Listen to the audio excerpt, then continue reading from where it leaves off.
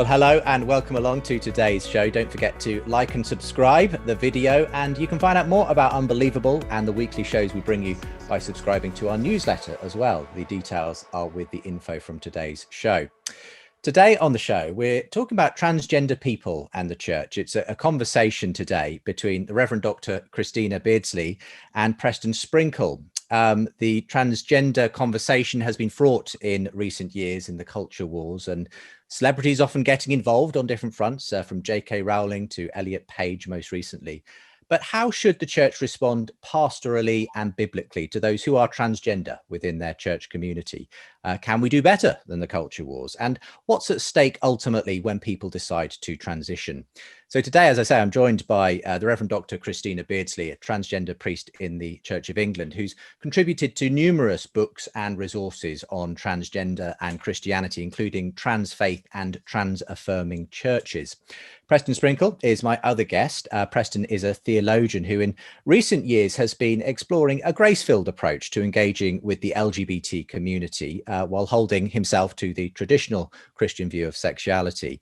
And his latest book is Embodied, Transgender Identities, the Church, and What the Bible Has to Say. So welcome along to the show, Christina and Preston. It's great to have you both with me today. I want to hear all about your story, Christina, and we'll come to that in just a moment. First of all, Preston, welcome back to the show. I think 4.5 years since you last joined me, which has flown by, I must say. Yeah. And the last book was, in a sense, on the LGB issue. This time it's the T in that, to transgender, that you're covering with this new book, Embodied. Tell me where this book came from, why you wanted to particularly engage this particular conversation. Yeah, thank you. And thanks for having me on. And thanks, Tina, for being willing to engage this dialogue. I mean, I'm sure talking to a non-trans white male cisgender American might not be the most exciting way to spend your evening. So I really do thank you for being willing to have this dialogue. Yeah, for me, the book arose largely out of a network of friends that either experience gender dysphoria or identify as trans, or have had some kind of trans experience as part of their story. And the church has been, let's just say, not particularly helpful in their journey. And as I've gotten to know other trans people and kind of paid attention to the conversation, it just seems like the church has not handled this conversation very well at all. And I think that there's a lot of fear, a lot of ignorance, and I think the church could definitely do better. So that's the human aspect of this conversation. It was a large motivation. Also, I get asked all the time from Christian leaders, how there's a situation at church, how do I go about it? Or they'll ask some more philosophical, even scientific or theological questions about can somebody some people say born in the wrong body, or is it okay to transition? And so I really wanted to help Christian leaders navigate this conversation well. But I want to just admit the obvious, that as a non-trans person myself, I am at a disadvantage. I'm not claiming to speak on behalf of trans people. It's not a memoir on the trans experience. I can't write that book. There's been other books written along those lines. But there are, the trans conversation does stir up a lot of questions, theological, ethical, philosophical, scientific, that quite honestly, I don't think have been handled very well. Or if they are handled well on a conceptual level, they're not handled very well on a humanizing level. So the book is attempt to do that, combine both people and concepts in a way that embodies the love of Christ. Okay. Well, thank you very much for joining us again on the show. Christina, welcome to the show for the first time. And it should be said from the outset that I'm really appreciative of you coming on, because I think understandably a lot of trans people feel, do I have to sort of justify my existence and that sort of thing? So I think that's often the problem when you come to debate the issue, rather than understanding this is obviously about people, isn't it? Indeed it is. And I don't like doing these sort of format because we shouldn't be debating people's lives. But I felt drawn to have a conversation, and that's how it's being framed this evening, which is lovely. and I've had an opportunity to look at Embodied, and I was quite excited by it as I read the opening and the commitment to people. Then Preston introduces concepts, and I thought, well, yeah, that's fine, because you have to address these concepts. Like me, he's a pastor, and so I do think we've got a lot in common in that respect. And he's obviously got a real care for people, and this comes over when he talks about the trans people and non-binary people in his circle. One other part of the book that impressed me as well was the detail and the sensitivity in which he handled the question of young people going to summer camp, if they were trans or non-binary, and how that would be dealt with. And it was multifaceted, really, the way he looked at it. It's something that we've covered. It's not covered, it's mentioned in our book by one of the trans people, but I think it was covered in such depth. I was impressed by that. What saddened me, really, disappointed me, was that in spite of this pastoral heart, the view that is really at the heart of this, I think, is expressed on Preston's website. God desires all males and females to express their gender in accordance with their biological sex. So it really surprised me that this was the conclusion he was coming to after this introduction. Well, we'll obviously come on to that and talk about that, because this is where obviously it's important to talk about the theology. But let's first of all talk about your own experience, Christina, and then I'm sure Preston will be able to relate other people's experience that he's engaged with as well. When did you realize that you were transgender, would you say, Christina?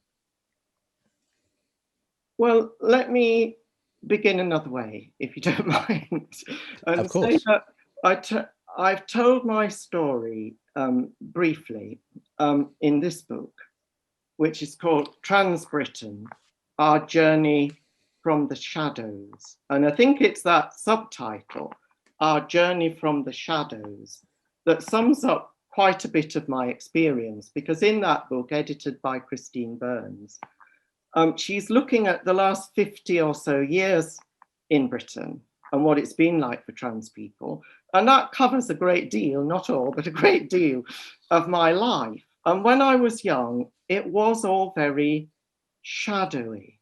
Now, in terms of my own experience or self-perception, I was apparently an effeminate boy.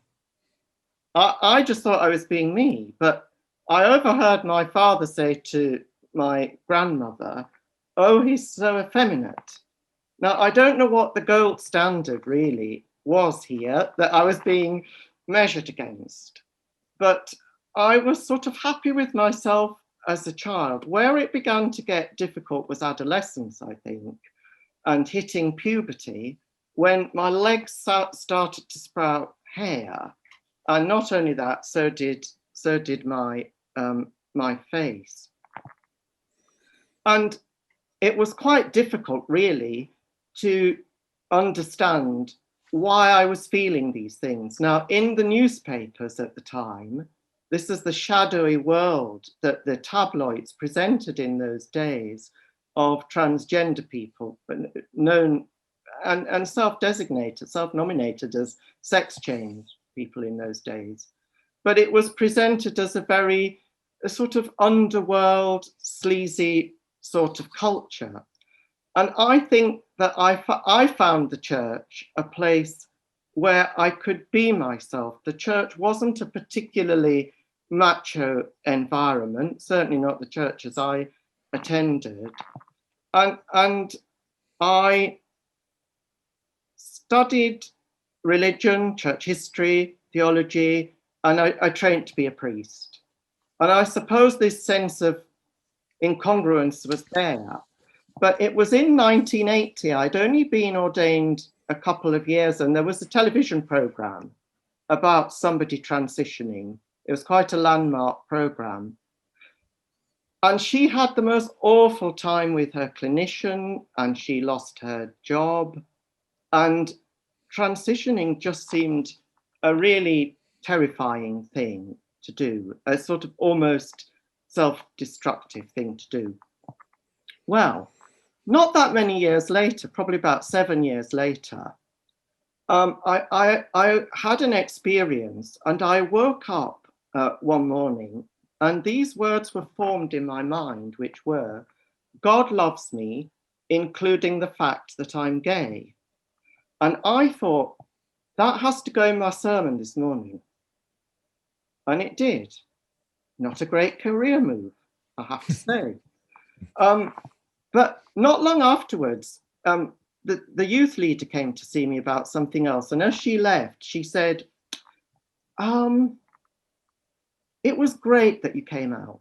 It was such a good role model to see a gay man in a caring profession. And in my head, I said to myself, but I never said that I was a man.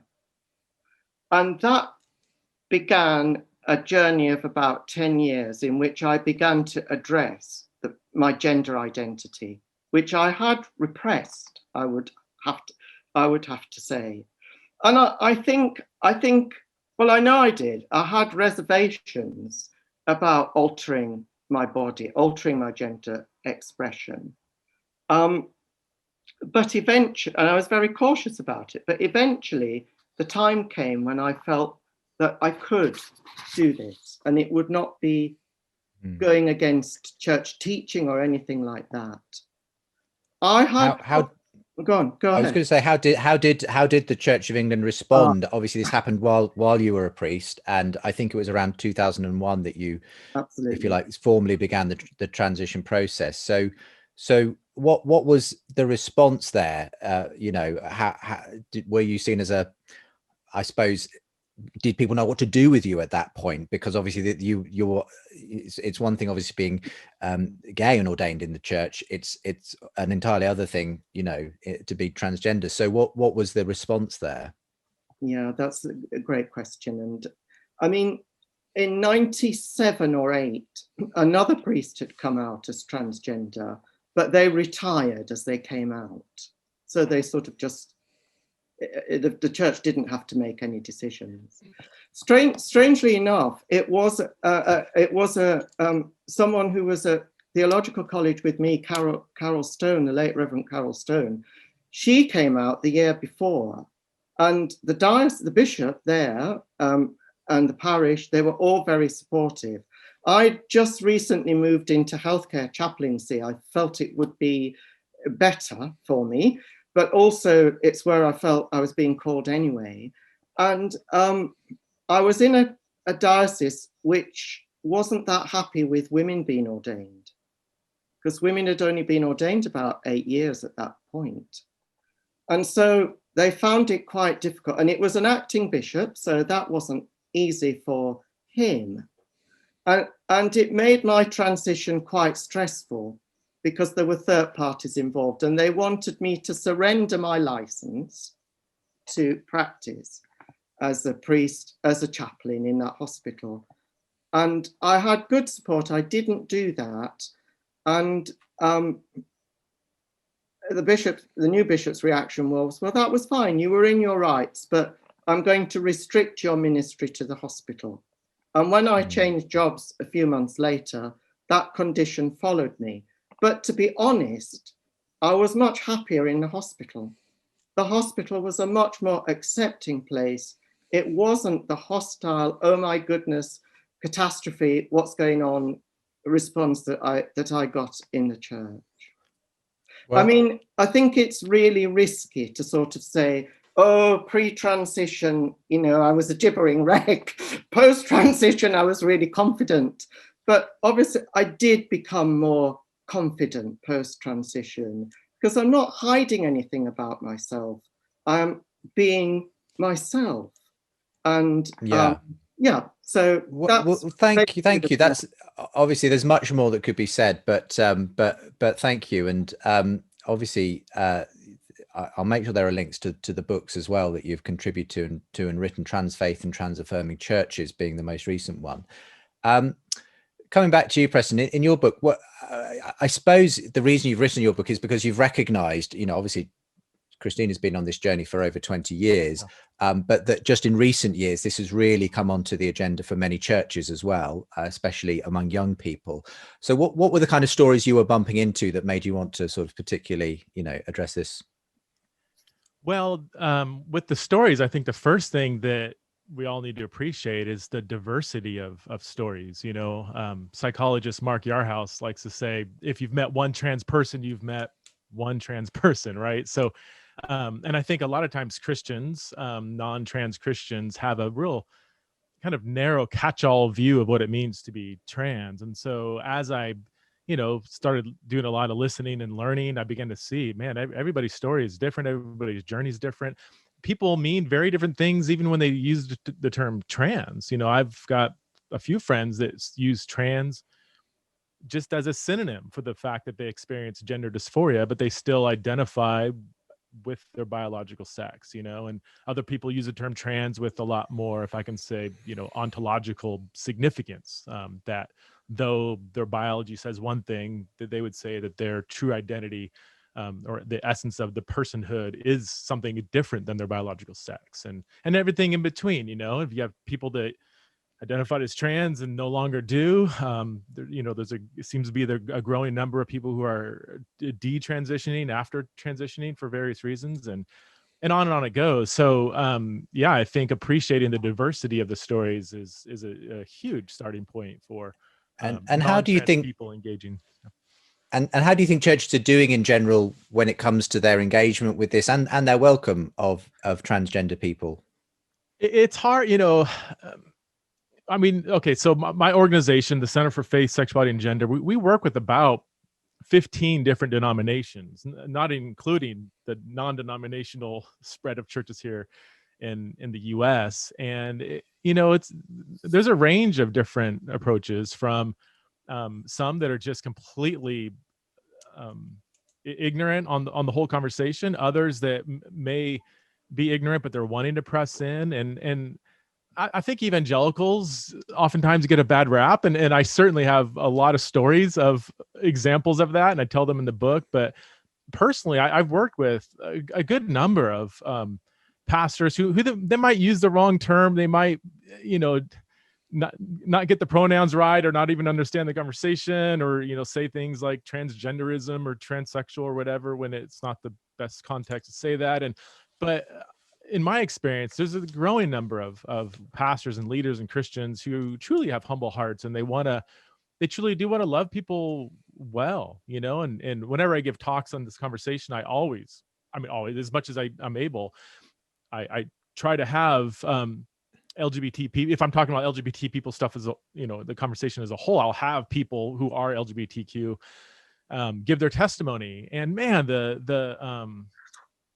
the reaction of pastors and leaders and parents is really typically really good, and they're just like, wow, I didn't understand that. I haven't heard somebody tell their story like that. And the response has been really good. So I'm really hopeful, but I do want to acknowledge that, man, there are some branches of Christianity that says and does things that can be incredibly shame inducing and dehumanizing, sometimes unintentionally, sometimes intentionally. And so that's why it's good to have this conversation.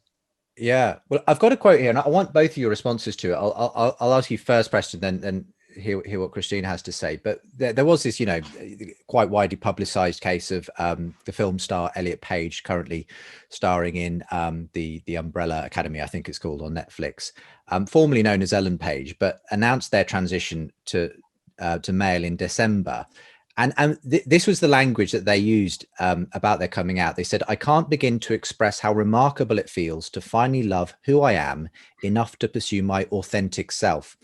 And I think you already mentioned a phrase quite similar to that, Preston, the idea of an authentic self. So what do you make of that kind of language, the idea that there is an authentic self that we are, if you like, resides within us and that needs to be discovered and celebrated in that sense. Well, yeah, authentic self is one of the many phrases in this conversation where we can't even really get far in a conversation until I understand what somebody means by that. There's so many terms and phrases, including gender and other terms thrown around, that it's like, man, well, what exactly do you mean by this? So, yeah, I guess I would have to ask Elliot, what do you mean? What does that mean, authentic self? And maybe in particular, what role does the sexed body play in contributing to one's authentic self? Would be maybe a philosophical way of wording it. But that's a really important question. What is the relationship between personhood and the body? And there's a range of different perspectives on that. And I think the Bible has much to say. I think philosophy and science has much to say to that as well. So, yeah, I would just ask the question, what exactly do you mean by authentic self? Because it might mean different things to different people. What do you think that phrase possibly means, Christina? And does it resonate with you, I suppose? I think it's important for all of us to be authentic, to be truthful. So I'm not seeing this as some sort of abstract concept. When I started as a priest, in fact, even as a deacon, I mean, my training priest said to me, the most important thing is to be yourself. And that is difficult for all of us, to be authentically ourselves. He also said at another time, you're all right as you are. That's something I question, because we're not all right as we are. Finding the authentic self and finding that energy and not obsessing about your internal world and your gender, and having that resolved is very liberating. But then you go on to live your life. As Christians, our life is about self-giving love. So it's not we could see it as a sort of selfish quest for self-fulfillment, but actually it's resolving an internal problem or a problem in relation to society, because society is saying, don't express this, you're an effeminate boy, stop it, or that sort of thing. No, resolve it, be authentic, and then go on to live your life with incredible energy and love, and give yourself to other people. This is why, for me, it was really helpful to be grounded as a healthcare chaplain while I'm transitioning. People might say, well, why don't you go and transition, get yourself sorted, and then go and work with people who are sick? No, I needed to be thinking about other people, not just about myself, because really we make this gender thing far too big. Yeah. Thoughts as well from you, Preston, before we go to our first break? No, I love everything Tina said and would agree wholeheartedly. I would say it would be, if you define the idea authentic self as something strictly immaterial, I would question whether that resonates with a Christian or biblical theological view of human nature. And I think that's might be where the difference might lie, or begin to where the divide might begin to happen between Tina and I's perspective. I don't want to put words in Tina's mouth, but I think that the relationship between the body and the immaterial aspect of personhood in determining who we are as an authentic human being, or the way I like to word it is, there's a question of incongruence. So if somebody's internal sense of who they are, which is what people call their gender identity, their sense of who they are, if that conflicts with their biological sex, then which one is more true to who they are and why? It's a simple question. I shockingly don't see it raised too often in that. I mean, if there is a conflict between your internal sense of self and your biological sex, which one are you? When God looks down and views this human being, how does he identify us? What is the authentic self that God would view us as? And that that would open up a very long conversation, because there's lots of questions that follow from that. But one more thing too, that this isn't like some abstract philosophical question.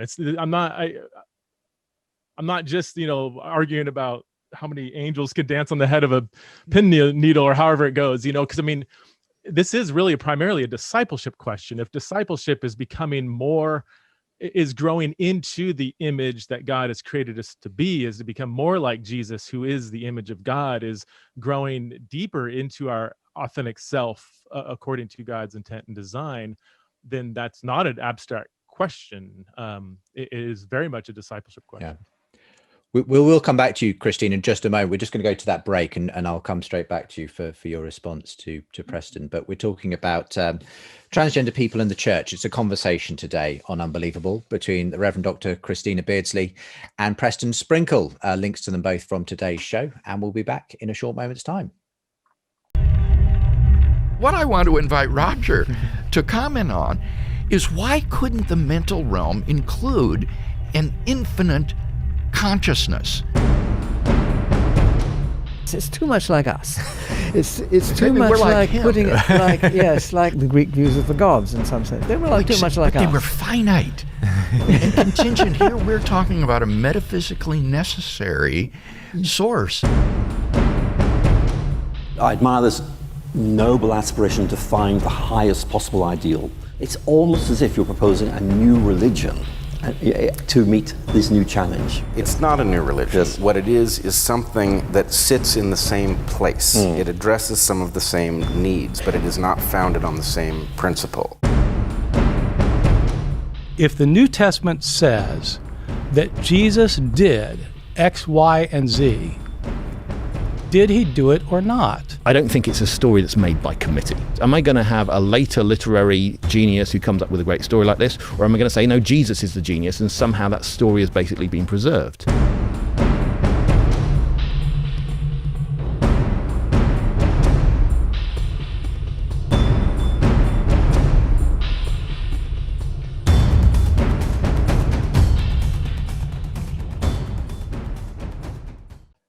Welcome back. We're talking about transgender people and the church. It's a conversation between Christina and Preston on the show today. I'll make sure there are links to their books from today's program. But just in that last segment there, Christina, I think this is where we're going to start hitting the theological terrain. Obviously, Preston believes that there is a question to be resolved there about the sexed kind of nature of our bodies, and this that authentic self, that identity that someone may feel actually doesn't match necessarily their biological status. So yeah, how do you resolve that conflict? Where do you see that lying, and obviously how do you see that when it comes to the way scripture talks and the way we're made in the image of God and so on?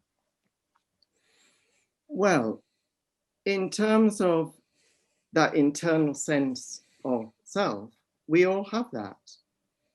All that's going on is that for gender variant people, there is an incongruence between the body or parts of the body. Let's not even say the body, because I've always loved my body, actually, but parts of the body and one's sense of gender. I mean, Preston asked the question, what do we do if there is that incongruence? Well, other cultures facilitate people living as a third gender. That it happens in India, and it's not transgressive in the way it is in our culture. It is transgressive because hijras are considered of low social status, but they're also considered sacred and do blessings at births and weddings. So gender incongruence can be something that transcends, but also is transgressive. I mean, in our culture, we are a medical and legal culture, and the therapeutic consensus is that if people experience this conflict to a high degree, then the best treatment, the best therapy is for them to match the body with their sense of self. I don't see that in conflict with, I mean, this is where, you know, we may get into Genesis later on and the divine image, but the divine image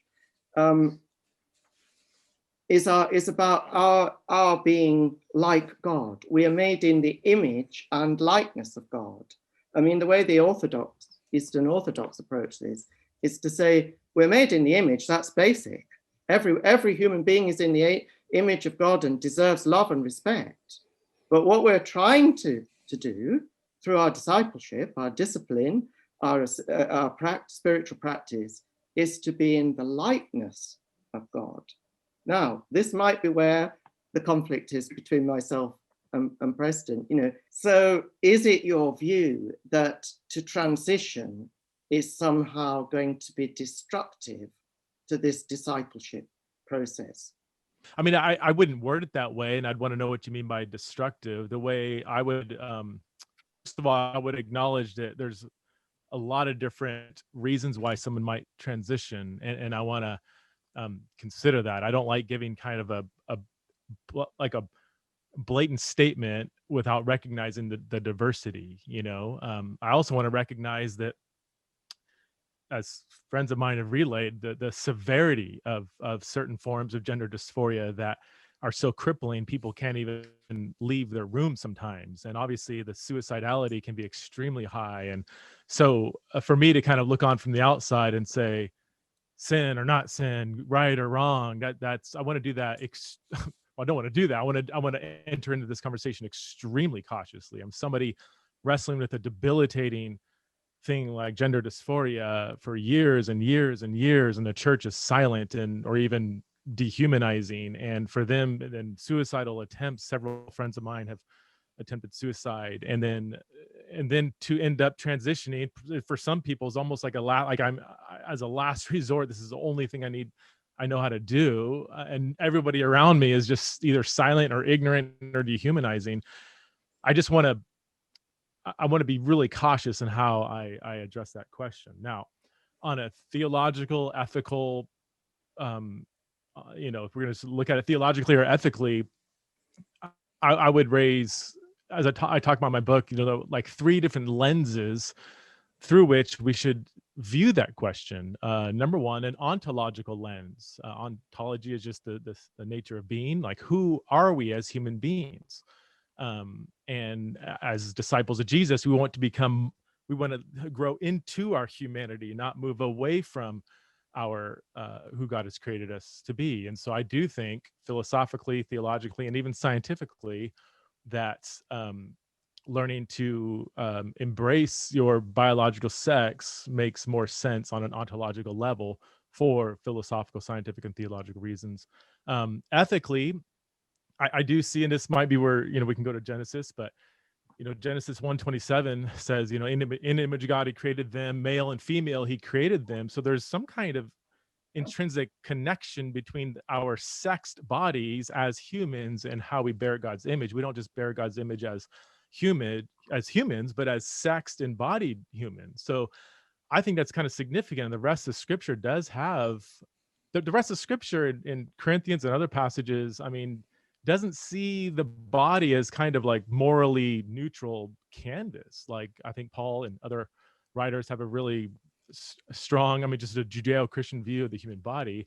And then the practical lens. So ontological, theological, or ontological and the practical lens, like, as studies have shown, I mean, there's mixed results with transitioning in terms of dealing with and solving some of the mental health issues that come with gender dysphoria. I don't like to base ethical reasoning on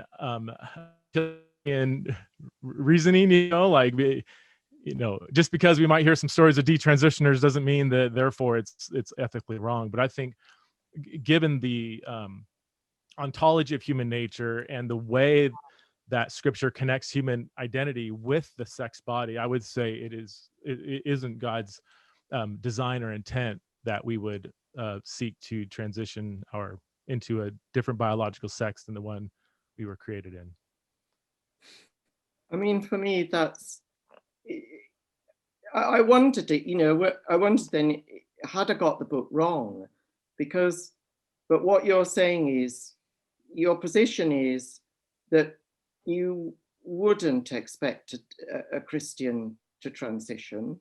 And would you take the next step and say, ideally, they should, if they have, they should detransition, because it's more important to be aligned with biological sex. That's the message I took from the book. And I found that quite disturbing, because, it's not, the people who've contributed to trans-affirming churches have said they need to be really clear when they go to a church that church is fully accepting and affirming. And I think what I find slightly confusing is, that, as I say, you have this incredible pastoral heart. And I mean, I've looked at your videos and I see you interacting with people, and it's absolutely beautiful and lovely. But behind it is a message where the people who contribute to our book would not feel safe. And they would feel that this was conditional, that actually the love is conditional, that you're not okay as you are, as dear Father Bill said to me, but you have to conform to a certain image you have to be, in fact, you have to go back to your birth gender.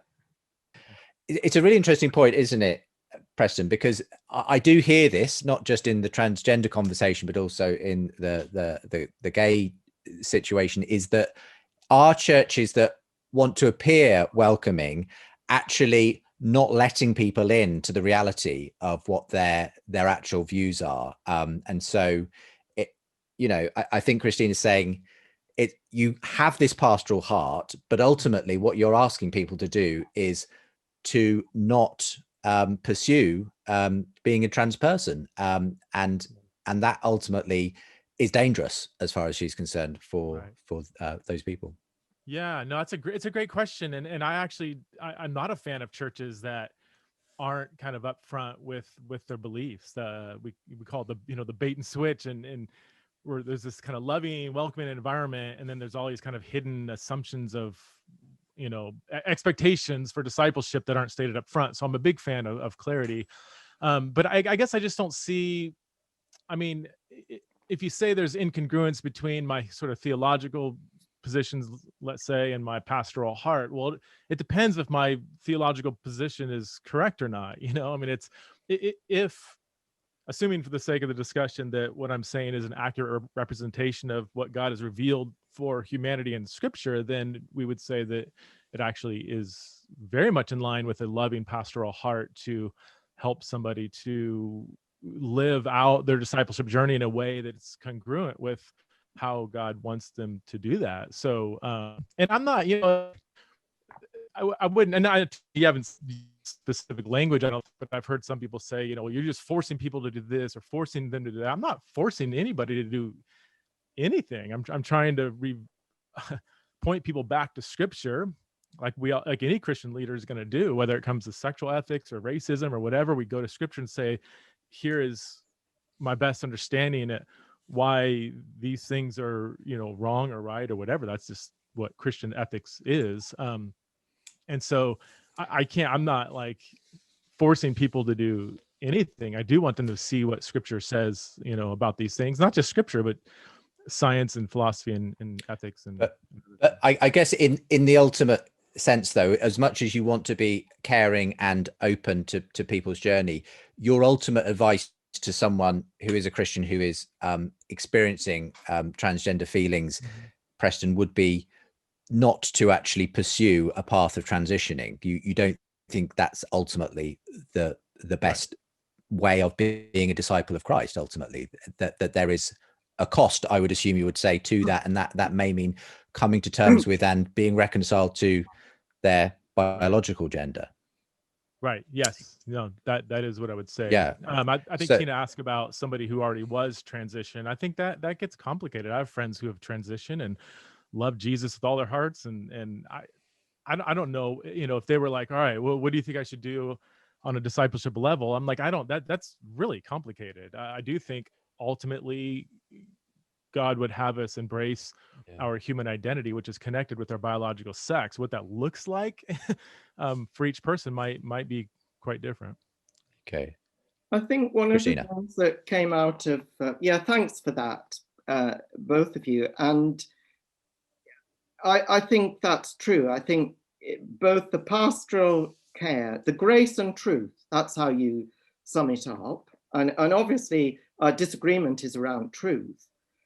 We don't disagree on grace. Both are present in the book, and it's very clear what your position is from the book. One thing that you said there that's interesting is about not forcing people. One thing that came out in the narratives of trans faith was the very significant role of the minister for good and ill. And I've heard other people say, other trans people say that, nothing might be said overtly, but it's very clear what the position is. So your influence is as a teacher, as somebody of very high profile, is actually enormous, considerable. And what I'd like to raise now then is about ethics, because you've got the three lenses of the theology, the ethical and the practical. The theological one would keep us here all night probably, but just simply on the ethics, around doing no harm. If we were looking at any condition that had specialists, and now the care of transgender people has moved from the psychiatrist. In 1999, I went to see a psychiatrist. Today, you'd probably go to see the multidisciplinary team. But there is a therapeutic consensus. And in our books, we're not saying anything that would go against the World Professional Association of Transgender Health. That would be a touchstone, and that would be part of the ethic. But you only mention that association a couple of times, and it's to critique one particular statement. What do you think? What is going on when biblical ethics, scriptural ethics, conflicts or appears to conflict with mainstream medicine and science? I would absolutely disagree with your premise. I don't think there's a consensus at all. Some of the world specialists in gender dysphoria do promote a psychosocial approach to addressing gender dysphoria. They may say that. For example? Ray Blanchard, J. Michael Bailey, Will Malone, Paul Roos. But they're not. Who's that guy? A lot of the Paul McHugh. You see, this is the thing. I didn't cite Paul McHugh. You didn't, but other people do. No. Well, yeah, I'm not other people, but there's another guy I'm thinking of. Maybe you can help me with the name. I always blank on his name. Anyway, he's Susan Bradley and many others. She's a world-renowned expert in gender dysphoria in children, at least. And I'm blanking on the name of the other guys. He's a world-renowned expert in gender dysphoria. There's movements in the UK even now where they're revisiting a gender affirmative only approach to care, saying, if somebody who's clearly biologically male if their internal sense of self disagrees with that, and there is a really clear factual reality of the fact that they're biological male or biological female, and if the mind disagrees with that, it's at least reasonable to say maybe there's something going on in the mind that needs to be addressed. Furthermore, there's been loads of studies of past trauma, internalized misogyny or homophobia or relational things going on in people's upbringing that can, not always, but can be intertwined with or even causing the gender dysphoria. And we've seen it happen in many cases when these issues are addressed, that it does alleviate or reduce the dysphoria. And again, I'm not saying this is true for everybody, but to at least explore on a psychosocial level gender dysphoria, I would not say there's medical consensus that transitioning is absolutely the best, medical thing to do. I mean, there's a World Professional Association, a European one, a United States one, an Asian association, the Canadian Association, Australia. And then in England, all the therapeutic bodies in terms of counselling have put out a memorandum that say trying to use conversion therapy on gay and transgender people is harmful. And that's all the professionals. Conversion therapy has to do with sexual orientation change, as you absolutely. No, conversion. I mean, associating conversion therapy of sexual orientation with gender identity are confusing two very different. No, but there is a huge body of evidence, and it happens in healthcare settings, of transgender people who are subjected to conversion therapy. And the how do you define? I mean, helping somebody live in their body doesn't seem to be conversion therapy. One could argue that changing their body is quite literally converting them, if we take a high view of the body in terms of human identity. So, I mean, I think Jane Wheeler, who's a lesbian, has started a whole organization addressing this concern. There's movements in Australia going on addressing this issue where people are trying to map sexual orientation change efforts with gender identity orientation change efforts. I think that's confusing two very different things. So yes, I'm not for at all conversion therapy when it comes to sexual orientation change or sexual orientation change efforts, but helping somebody live into their body when there's nothing visibly wrong with the material body, I don't see that at all as conversion therapy. But that's the definition of a transgender person, that there is that incongruence. And somebody who's cisgendered doesn't have that. And this consensus has grown up over 6 decades. The treatments, and they're suited to the person, the individual person. Nobody's being pushed into transition. In fact, it's quite difficult to access transition because of waiting lists.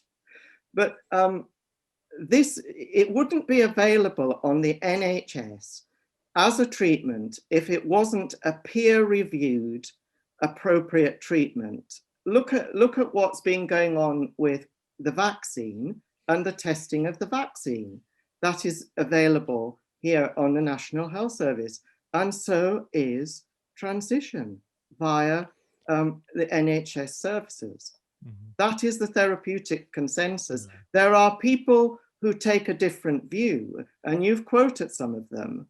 I mean, Blanchard and Bailey are very controversial, and they're not supported by this huge medical consensus. So in terms of ethics, and this will lead me into the theology, I think, because before we just go to that, Christina, I mean, one area that I did want to mention is obviously this phenomenon of so-called rapid onset gender dysphoria, and the fact that many people are critiquing a kind of affirming approach, especially for young people. And there's been that recent case of Kira Bell, who decided to detransition and came out saying that they felt they had simply been, allowed to pursue this particular transitioning when it wasn't actually the best thing for them. So obviously there are some voices out there who feel that it's too readily the go-to option, if you like. And that seems to be, for me, what Preston's querying, whether we should be more open. Has the pendulum swung too far the other way, where we're always saying, if that's the way you feel, then we have to act on it, rather than actually, for some people, the best thing will be to actually help them to identify with their biological sex, rather than feelings that they may have, which may be psychological in nature. Now, what do you say to that, given that there are obviously some cases where people do feel like they made a mistake in going down the transgender route? Well, the reason you went to see a psychiatrist 20 odd years ago was to rule out other mental health conditions, and to make sure that you were robust enough to make the journey. I mean, now, as I say, it's a multidisciplinary approach. So it might include counseling, therapy. And I think the World Professional Association makes it very clear that it should be an individual pathway, picking up on what Preston said earlier, quoting Mike Yarhouse, that each trans person is an individual. It also makes very clear that children and adolescents and adults need different approaches, because it's not the same. And this is, I suppose that does get confusing because people think it's all the same, and the treatments are not the same because they are different. And the thing one thing I found interesting in the book was I come across rapid onset gender dysphoria in a book by a friend. She asked me to do a little bit of pre-reading of it. It's not been published yet. And I did question it then. And it does seem that, again, the first article in which this was proposed hasn't had good peer review. But what could be going on, and this is something in Preston's book, is the impact of social media in influencing people who are not transgender. And that's something that came across in narratives, I think, that you've got, Preston, as well. I mean, the internet has been extraordinary. I described those shadows that were there in my childhood, and you couldn't get the information. And even as an adult, you couldn't really get the information you needed if you were trans. And then with the coming of the internet, that made it just exploded, and it's all there, and you can hear people's stories. And so maybe, that's all I can say, maybe that there is some influence on people who are not actually trans. What do you mean by actually trans? Like, can you define that so I understand what that means? Well, that they have got a long-standing incongruence between their sense of gender self and their body. And how do you define gender? When you say internal sense of gender, what does gender mean in that? How would you define gender? As we've said, it will mean different things to different people. I mean, for some people, a lot of people now are identifying as non-binary. I mean, I'm getting on in years, and so I come from an era where everything's quite binary, and but that's not how those people identify. And so that again is a way that the treatment and specialism has developed, I think, because people. So I guess for you then, you can't speak for everybody, but like when you say internal sense of gender, what does gender mean in that sentence? I mean, and I'm asking, it's a genuine, like, I'm not trying to like, I got you or whatever. Like because oftentimes when people say gender, it's unclear to me what exactly they mean by gender, because we all agree that gender is different than sex. So it doesn't mean sex, but if it's not sex, what is an internal sense of gender? I wanted to live as a woman. That's the bottom line. I identify as a woman, and that's how I wanted to live. Mm-hmm. And it was difficult to do that. It was a very difficult journey to do it. And I wish I'd done it a lot earlier as well. Why you wanted to press in on that sort of the definition, though, that Christina has for her internal sense of who she is as a woman? What are you saying, that there's discrepancy between what other people are, in this issue of rapid onset gender dysphoria, which for those who don't know the terminology is a sort of phenomenon whereby apparently among certain sets of young people, there can be a very quick sort of self-definition as being transgender or non-binary, whereas obviously in Christina's case, she prefers to see a kind of a sense of, no, this is a long-term sort of lifestyle and permanent thing. So with the rapid onset, I do see a very big difference between what's going on among teens and young kids today than what I typically hear older transgender, sometimes they would identify as transsexual people, how they would describe their experience. And I am concerned about a lot of the rapid increase, especially among biological females in their teenage years, identifying as trans, and in some cases seems like they're being fast-tracked through transitioning, and we're not exploring some other mental health issues that might be connected to their trans identity or their gender dysphoria. I guess with the gender question, I do think there's a lot of unclarity, really important unclarity around the term gender. Whenever I read a book on this conversation, oftentimes people will say sex is different than gender. They'll define gender, and then throughout the book, they'll use the term gender as kind of some like free floating ontological concept that disagrees with their original definition. So I'm also concerned that in some cases, I'm not saying, Tina, that you're doing this necessarily. We can maybe go here, but it does seem that gender can be intertwined with sex stereotypes.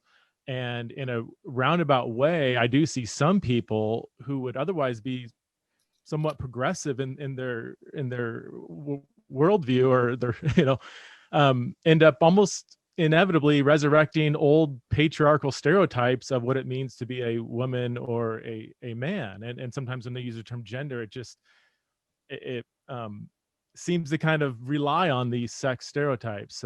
Again, I'm not saying, Tina, you're doing that. That's why I want to know what you mean by gender, because if gender is like an internal sense of self, then the sentence an internal sense of gender makes no sense, because then we just have an internal sense of an internal sense of an internal sense of self, which is confusing to me. Well, gender is social, isn't it? If we say sex as the biological, so male and female, and gender is social, man, woman. And with regard to stereotypes, sometimes that this adopting stereotypes is a matter of safety and a matter of passing for some people, that they want to be able to successfully go about their life as a man and as a woman without drawing attention to themselves. So if they have to adopt some sort of gender stereotype to do that, well, and good for them. They need to protect themselves. But why should trans people be blamed for these stereotypes? Because our culture's absolutely dripping with gender stereotypes. So it does seem a little unfair to land as a blame for that. We didn't invent. Oh, yeah. I'm sorry. Let me clarify. I'm not at all blaming the trans community for doing that. I'm saying that I'm trying to not do away with, but I think stereotypes can be incredibly oppressive and confining, and for lots of non-trans people. I love that bit of your book.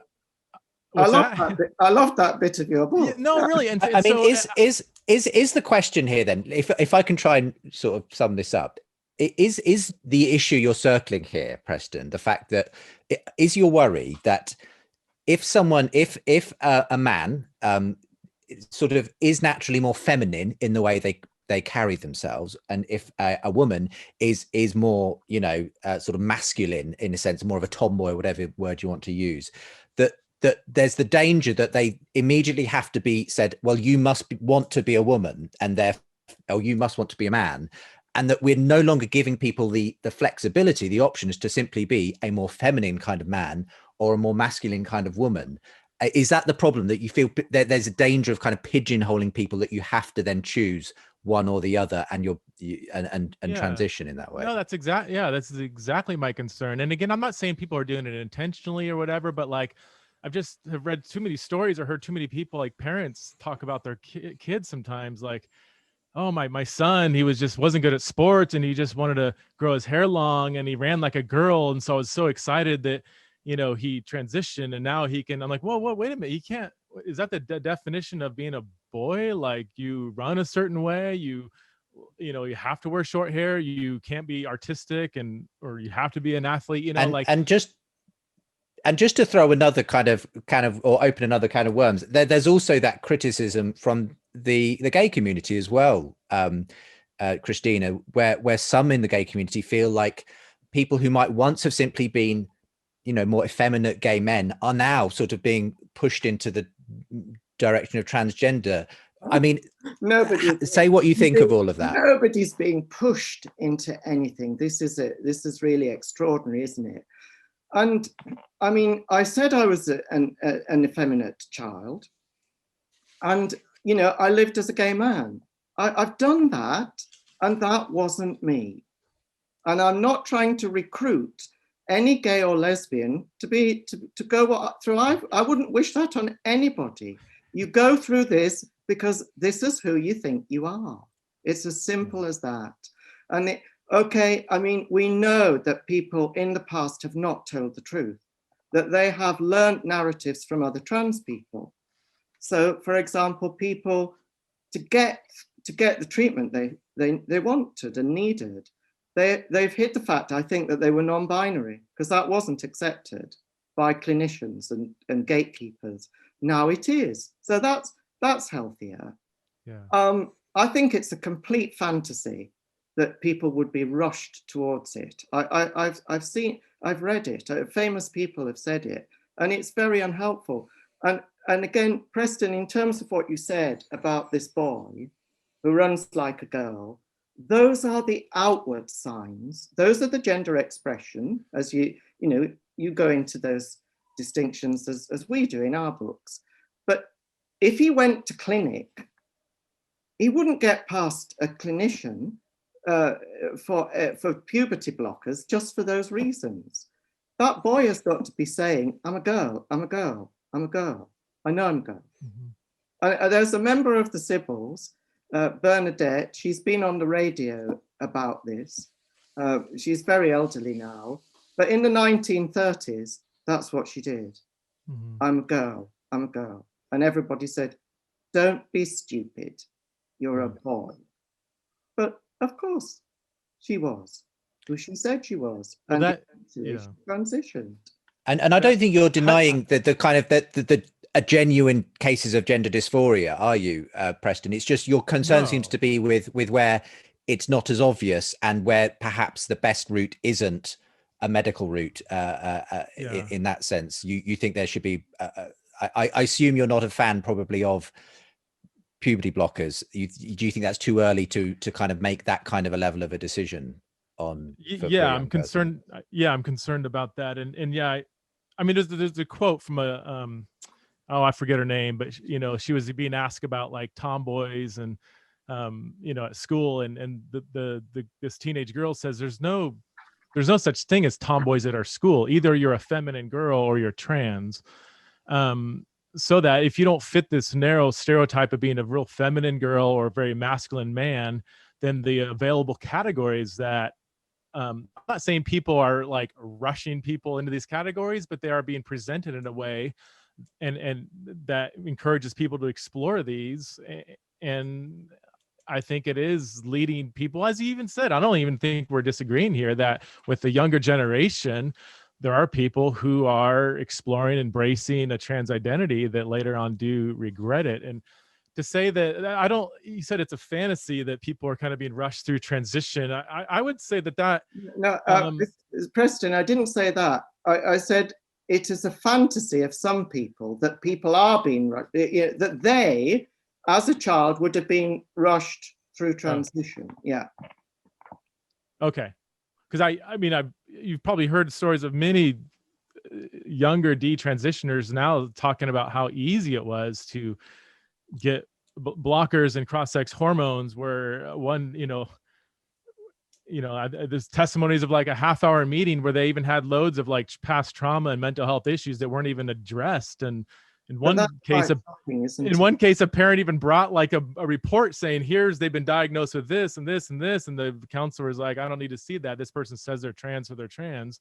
They're either going to commit suicide or we need to transition them. And I see that approach irresponsible. And I would say that if I was like a non-Christian, didn't care about ethics, whatever, I'm just from a practical standpoint, I do think that the kind of rush to transition, that might be a little strong. But I think the eagerness, or kind of I'm sensing approach.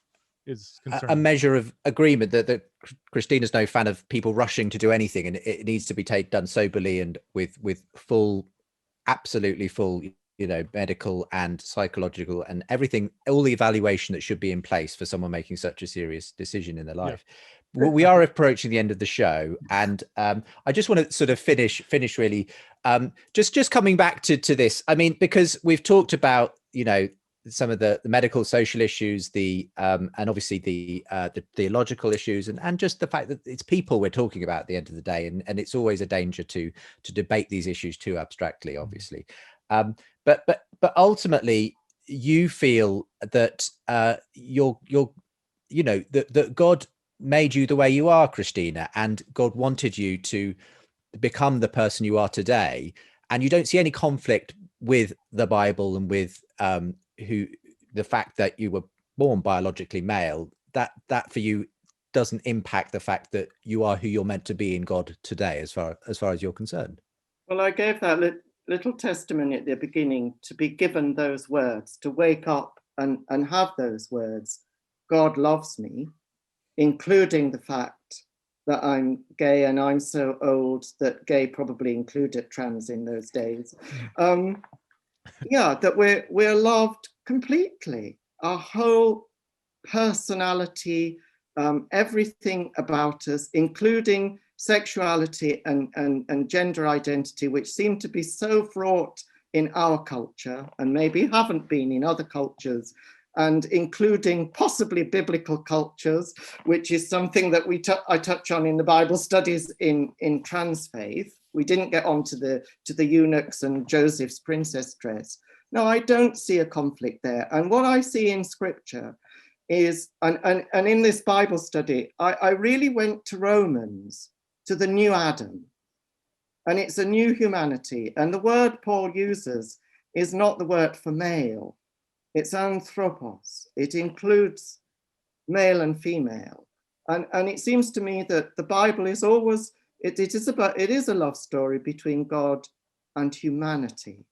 It's always humanity. And we're all loved. Final thoughts as we wrap this up from you as well, Preston.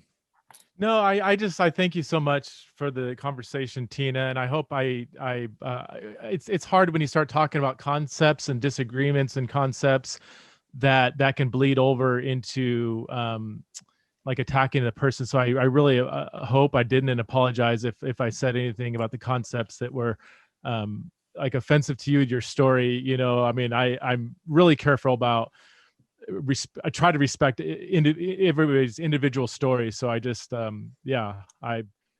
wish we could hang out and grab a pint and talk there. Yes, it would be fun to get a pint, but COVID does not allow such things at the moment, I'm afraid, as we all know. Let me throw in a gender stereotype and say I'll have a light wine or a G&T. Anyway, it's been a fascinating conversation. Thank you both for being on the show today. I'll make sure there are links to both my guests, Christina and Preston, with the show notes today. Preston's book again is called Embodied, and Christina is the author with others of books including Trans Faith and Trans Affirming Churches. So do check the links for both of them. But for the moment, Christina and Preston, thanks very much for being with me on the show today. Thanks for having me. Bye, Preston. Bye. For more conversations between Christians and skeptics, subscribe to the Unbelievable podcast. And for more updates and bonus content, sign up to the Unbelievable newsletter.